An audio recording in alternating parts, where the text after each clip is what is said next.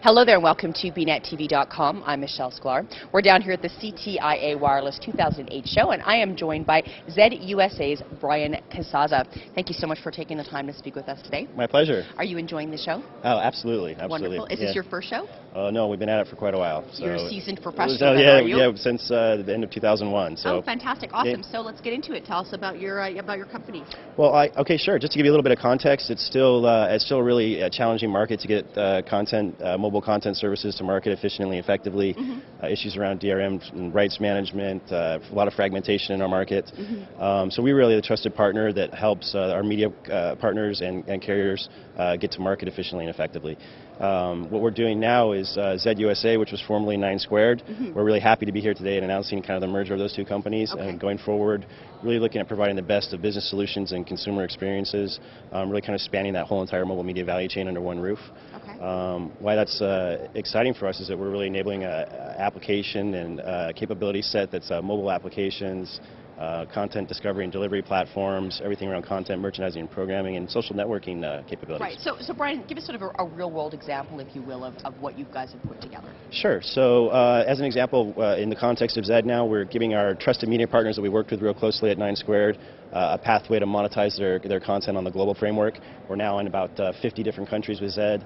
So we have some exciting announcements coming up where we've taken one of our Tier 1 music partners, plugging widgets and everything into their artist portals and spaces, and now doing that across the globe, which is interesting for them. So let's talk a little bit about monetization, if you will. It was a buzzword, I think, a few CTIA shows ago, if you will, kind of follow the buzzwords, if you will. I was at a seminar a few weeks back on digital media, and the panelists were talking about where do we see music, TV, and film in the next 5 years.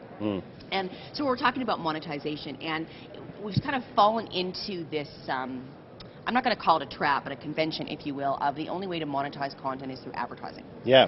But that's not the case. Absolutely not. So I thought that maybe that's some of the things that you guys are sort of looking at. We could talk a little bit about that. Sure. When it comes to kind of mobile social networking and community-oriented and kind of content and digital entertainment, we're the anti-advertising model. The anti-advertising. I love a good rebel. Yeah, and the industry needs one right now because everybody's bickering around whether advertising is meaningful or not on the phone. From a dollars perspective, it's really kind of not relevant. And when you get outside of the U.S., it's even less meaningful.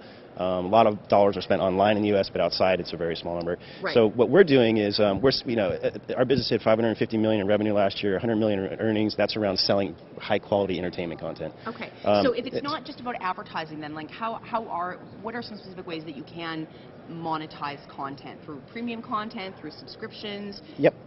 Transactions, subscriptions, and really just kind of selling good content. People are used to paying for things on the phone incrementally, whether it's voice or text or whatever. They know that everything they do costs them a little bit more money. And so if you're building a high-quality entertainment experience, people are willing to pay for that.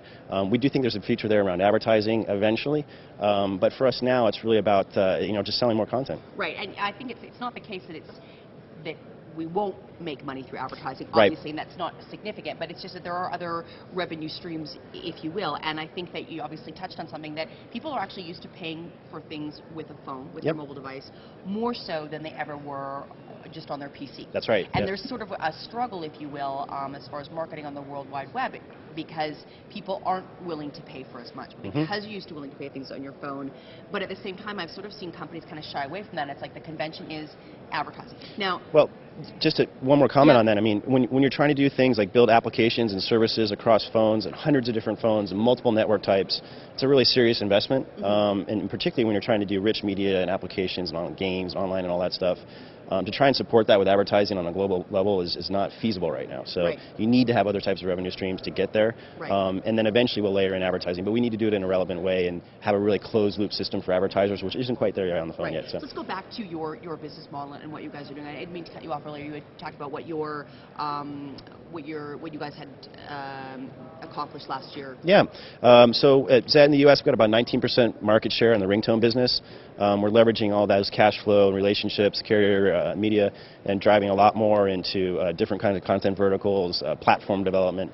About $120 million in revenues in the U.S. and hundreds of millions of downloads, really a market-proven platform. And right. I think where we are now, that top media company and mobile media company in the U.S., we're working with a lot of folks. Phone's ringing off the hook. So we're really excited about the positioning, and particularly now with everything that we're combining between Zed and 9 Squared and what we're able to do in the U.S. and globally. Why did you combine those two companies? Well, sure.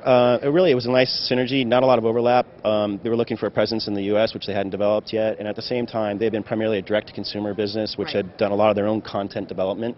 Where we had been a B2B business, which is licensed premium content. When you put those two things together, it's a really interesting mix. Right. Using a lot of that premium and branded IP as hooks to bring people into the system, right. exposing them to their own IP where we have higher margins and driving a lot of value around the high utility features. And how do people, if they want to take advantage of your services, if they want to go work with you guys, how do they do that? Do they go to a website?